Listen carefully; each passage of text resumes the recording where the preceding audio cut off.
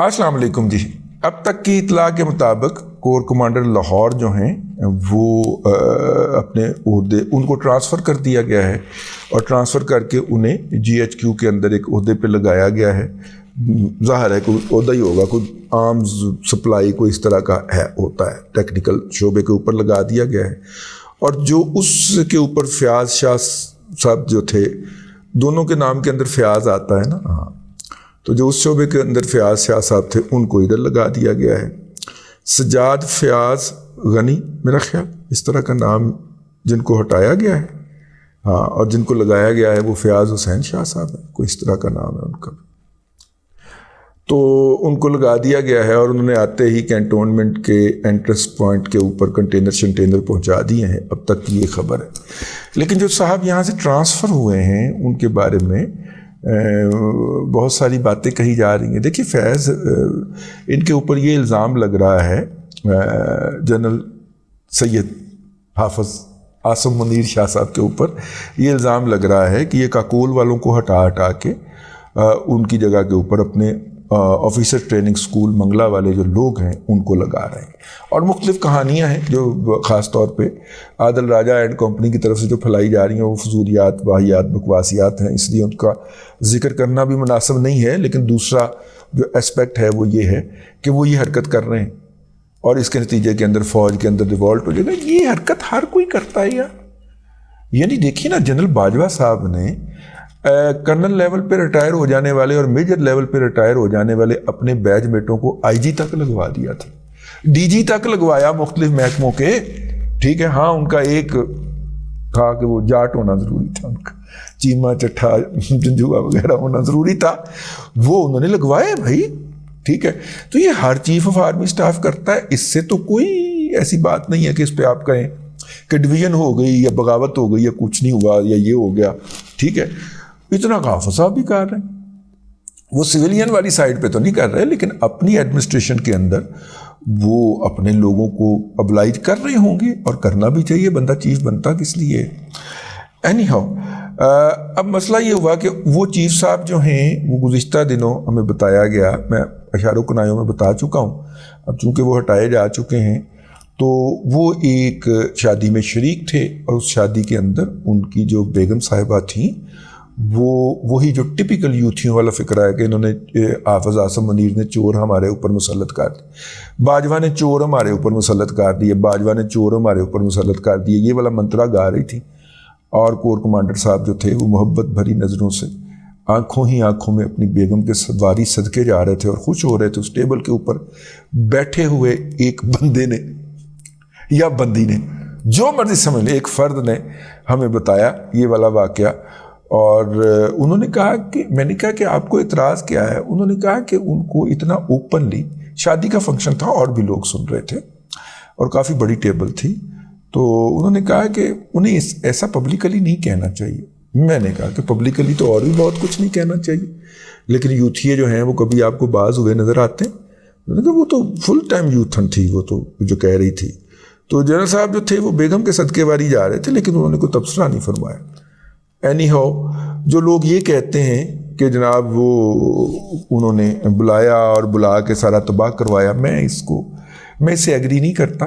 लेकिन इससे एग्री ना करते हुए मेरे सामने ये एक वाक़या आ जाता है, और वो वाक़या ये है कि जब ज़िले शाह का कत्ल हुआ और PTI ने अपना उसकी लाश जो थी उधर ठिकाने लगाने की कोशिश की, आगे चेकिंग की वजह से वापस पलटे और वापस पलट के उन्होंने मतलब कि नहीं लगा पाए, तो फिर मेरा मतलब है उस वक्त भी अटैक का था इरादा इनका, लेकिन ये जैसे ही उधर को मूव किए तो वो जो लगी हुई हैं चेक पोस्टें लगी हुई हैं उनके ऊपर उन्होंने जो था वो पुलिस की बख्तरबंद गाड़ियाँ लगवा दी। और वो इल्ज़ाम लगाते हैं यूथिया के पीछे टैंक खड़े थे, बख्तरबंद फ़ौज की गाड़ियाँ आ गई थी। नहीं, मेरा ख्याल पुलिस की ही बख्तरबंद गाड़ियाँ जो होती हैं वही थी, वो लगवा ली और फुल पोजीशनें लेके खड़े हो गए कि नहीं भाई ऐसा तो नहीं आन दिया। तो नतीजे के तौर पे क्या हुआ, ये पलट गए वापस। उसके बाद ये जो कोर कमांडर साहब थे जो कि ट्रांसफ़र हो गए हैं, इन्होंने एक इजलास बुलाया और इन्होंने वो जो कर्नल लेवल के ऊपर फैसला हो जाता होता था कि अब जनाब हमने सिक्योरिटी बुलानी है, ये करना है, वो करना है, انہوں نے ایک نیا SOP بنایا. 3 tier SOP تھا. پہلے وہ جو آپ کو پتہ ہے نا فورٹریس اسٹیڈیم میں کرنل صاحب چلاتے ہیں حاضر سروس, تو وہ وہاں پہ جو دکانیں کرائے پہ دینی ہیں وہ دیکھیں نا کاکول کے اندر انہیں پراپرٹی ڈیلنگ ہی پڑھائی جاتی ہے کہ دکان کیسے کرائے پہ دینی ہے, کتنے اسکوائر میٹر کا کیا کرایہ ہوگا, تو اس لیے ان کو اس عہدے پہ لگا دیا جاتا ہے. تو وہ ان کو طلب کیا گیا یا انہوں نے ہی فیصلہ کر لیا ہوگا یا سیکیورٹی کے بھی کوئی کرنل انچارج ہوگا اس نے فیصلہ کر لیا ہوگا. تو نتیجے کے طور پہ انہوں نے فورس بلا لی ہوگی. تو جنرل صاحب نے کہا کہ نہیں یہ ہمارے لوگ ہیں, ان کے ساتھ کوئی مس بہیو نہیں ہوگا, اگر وہ آنا چاہتے ہیں تو ان کو آنے دیا جائے اور احتجاج کرنے دیا جائے. اور دونوں طرف سے چلے ہیں. میرا مطلب ہے کہ فورٹریس اسٹیڈیم سے بھی گزرے ہوں گے جو کہ زمان پارک سے آئے ہوں گے, اور جو لبرٹی سے آ رہے ہوں گے وہ یا تو جیل روڈ والے ناکے سے گزرے ہوں گے. دونوں سائڈوں کی یہ, یا پھر وہ کیولری والا ناکا جو وہاں سے گزرے ہوں گے, لیکن خبر دونوں سائڈوں کی یہ ہے کہ فورس جو ہے وہ ہٹ گئی اور اس نے مظاہرین کو گزرنے دیا, اور وہ مظاہرین پھر پہنچے. اگر آپ دیکھیے تو اس دن صبح کے وقت نا 8-9 بجے شیریں مزاری نے ایک پوسٹ ٹویٹ کی تھی جس کے اندر چند ایک بوڑھی آنٹیاں, وہ جو چند ایک عمران خان کا جو کرش آنٹیاں ہیں, کرش آنٹیاں کہتے ہیں ان کو, وہ ہاتھوں میں پوسٹر اٹھائے ہوئے کور کمانڈر کے ہاؤس کے سامنے جو ہے وہ کھڑی ہوئی ہیں, مظاہرہ کر رہی ہیں. یہ سب سے پہلا انڈیکیشن تھا. اور اس کے بعد پھر یہ جو ہے کیا نام ہے وہ گونڈی رانی, یار وہ کیا نام ہے, یاسمین راشد جو ہے, جو کہ رہاوی کر دی گئی ہے اپنی تمام تر سکھیوں کے ہمراہ, وہ شاہد کریم صاحب نے رہا کر دیا ان کو. وہ گونڈی ران جو ہے وہ لیڈ کر رہی ہے اور کہتی ہے کہ چلیں, اور وہ جو سارے ان کے پالتو ہیں کرائے کے جو ٹٹو ہیں وہ سارے ادھر کو چل پڑتے ہیں اور پھر وہ جاتے ہیں ادھر. اب یہ جو ہے وہاں پہ جا کے پھر ظاہر ہے کہ گولی شولی بھی چلتی ہے, اور گولی شولی چلنے کے بعد جو ہے وہ پھر اندر گھس جاتے ہیں. اندر گھس کے تو وہاں پہ کور کمانڈر صاحب موجود ہوتے ہیں جس کی ویڈیو آ گئی ہے, اور وہ PTI والوں نے اپلوڈ کی ہے. وہ ان کے ساتھ مذاکرات کرتے ہیں. ان کی بیگم جو ہے پیچھے دروازے میں کھڑی ہوئی عمران خان کی سلامتی کے لیے دعائیں کر رہی ہیں. یہ ہمیں بتایا گیا ہے کہ وہ اس وقت بھی جب ان کے گھر میں داخل ہو کے بیڈ روم تک آ گئے تھے, اس وقت بھی وہ عمران خان کی سلامتی کے لیے دعائیں فرما رہی تھیں. وہ اتنی بڑی یوتھن ہے. تو اس سے آپ اندازہ فرمائیں کہ اس کے بعد جو ہے وہ انہوں نے بڑا چلاکی کے ساتھ, عیاری کے ساتھ PTI کے جو بلوائی ہیں انہوں نے جنرل صاحب کو سیف پیسج دیا ہے. وہ اپنی فیملی کو لے کے وہاں سے نکل جاتے ہیں اور محفوظ مقام جو بھی ہوگا, کسی میس ویس میں گھسے ہوں گے, ہو سکتا ہے وہ آرمی میس میں گھسے ہو جس کو جا کے یوتھیوں نے پھر آگ لگائی ہے, اس کی خبر دبا دی گئی. تو لیکن یہ ہے کہ وہ وہاں سے چلے جاتے ہیں اور ان کو کوئی گزاند نہیں پہنچایا جاتا. جو ان کو گزاند نہیں پہنچایا جاتا اور ان سے بدتمیزی نہیں کی جاتی, اس سے لیڈ لے کے کچھ لوگ کہتے ہیں کہ یہ جو دروازہ کھولنے کا فیصلہ تھا اور یوتھیوں کو اندر بلا کے مذاکرات کرنے کا فیصلہ تھا, یہ دراصل ان کی سہولت کاری تھی. ٹھیک ہے. اور پہلے انہوں نے مہمان خانے کو آگ لگائی ہے جو کہ پرلی سائڈ پہ ہے, ریزیڈنشل ایریا نہیں ہے. پھر انہوں نے ان کے بیڈ تک رسائی کی ہے, اور پھر وہ جنرل صاحب کی وردی اور بیگم صاحبہ کے زیر جامہ ملبوسات جو تھے وہ سارے اٹھا کے انہوں نے جا کے چوک کے اندر سوٹیوں پہ چڑھا کے ڈسپلے کیے ہیں. تو میرا خیال ہے کہ یہ تھوڑی سی اوور ڈوئنگ ہو گئی. یہ شاید اب جو لوگ اس کو جسٹیفیکیشن کرتے ہیں وہ کہتے ہیں کہ یہ ریئیکشن کا حصہ نہیں تھا. باقی یہ ریئیکشن کا مظاہرہ ہوگا, تالے شالے مطلب لگیں گے, یہ وہ ہوگا, یہ سارا کچھ ایکسپیکٹڈ تھا, کیلکولیٹڈ تھا کہ ٹھیک ہے جو کرنا ہے کر لیں, ہمارا کیا ہے. اب اس دوران جو ہے وہ پولیس کیوں نہیں آئی؟ پولیس اس لیے نہیں آئی کہ PTI نے کسی سویلین علاقے کے اندر, لاہور کے اندر حملہ ہی نہیں کیا. انہوں نے ادھر گھس کے حملہ کیا. تو جو ایک سویلین اور عسکری آپس میں چشمک ہوتی ہے کہ ٹھیک ہے انہوں کا کام ہے وہ پوچھنا, ٹھیک ہے. اور ان کے پاس ملٹری پولیس بھی ہوتی ہے, ان کے پاس سیکیورٹی الگ سے ہے, وہ ان میں سے کسی کو کال کر سکتے تھے. اپنے لوگ تھے اس لیے کال نہیں کیا, کہ کسی کو نہیں بلایا گیا. اور نتیجے کے طور پہ سمبلزم کے حوالے سے بہت بڑی ڈیزاسٹر ہوا, بہت بڑی تباہی ہوئی. اور یہ جو ہے, اچھا پھر مزے کی بات یہ ہے کہ یہ سارا کچھ تباہ و برباد کروانے کے بعد بھی جو اسلام آباد کے اندر جب عمران احمد خان نیازی صاحب کو بیل دے دی جاتی ہے سپریم کورٹ کی طرف سے اور کہا جاتا ہے کہ وہ ہمارے مہمان ہیں، تو وہ سپریم کورٹ سے نکلنے کے بعد 6 گھنٹے بعد جو ہے وہ پولیس لائن پہنچتے ہیں۔ رستے میں وہ کہاں پہ ٹھہرتے ہیں، ان کے کہاں پہ مذاکرات ہوئے ہیں، کس سے مذاکرات ہوئے ہیں، ہمیں نہیں پتہ، لیکن وہ 6 گھنٹے بعد وہاں پہ پہنچتے ہیں اور پھر ان کو وہاں پہ 10 لوگ نہیں 10 لوگ ملنے کے لیے آتے ہیں، جن کے اندر وردی والے بھی شامل ہوتے ہیں اور کچھ وردی والے سفید کے اندر شامل ہوتے ہیں۔ یہ اطلاع ہمیں پولیس لائن سے ملی ہے، ٹھیک ہے۔